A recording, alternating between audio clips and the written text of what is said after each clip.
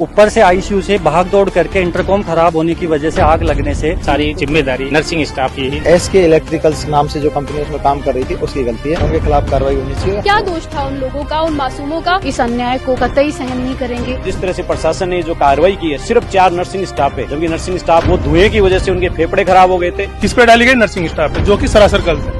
SMS में हुआ भयावह अग्निकांड अक्टूबर 2000। आप क्या कहेंगे कि किन तथ्यों के आधार पर आप लोग कह रहे हैं कि जो रिपोर्ट है उसमें भी कहीं ना कहीं गबन महसूस किया जा रहा है? मैम निश्चित रूप से मैं यही कहना चाहूँगा कि ये जो कार्रवाई है एक तरफा की गई है। उसका कारण ये है कि सिर्फ नर्सेज को दोषी ठहराया गया है। क्या नर्सेज का DPR तैयार करते समय बिल्डिंग बनाने में क्या नर्सेज का रोल होता है? जी क्या उस आईसीयू सेटअप में जो नॉर्म्स के अकॉर्डिंग नहीं चल रहा था, क्या उसमें आईसीयू सेटअप में नर्सेज का रोल है?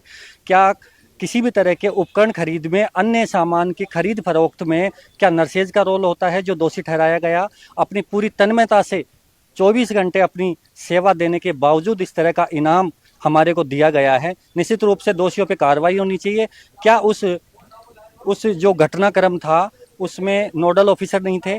क्या ड्यूटी के समय हमारे रेजिडेंट डॉक्टर होते हैं वहाँ पे, वो नहीं थे? क्या अन्य पैरामेडिकल साथी जो साथ में हमारा एक टीम वर्क है जो आईसीयू में ड्यूटीज पे रहते हैं, क्या वो लोग नहीं थे? सिर्फ नर्सेज का ही फोटो दिखाया गया, नर्सेज को ही कहा गया कि ये लोग भाग गए। ऊपर से आईसीयू से भाग दौड़ करके इंटरकॉम खराब होने की वजह से आग लगने से नीचे मैटर्न ऑफिस में सूचना देनी होती है, फायर सेफ्टी को सूचना देनी होती है। क्या फायर सेफ्टी ऑफिसर की जिम्मेदारी नहीं बनती?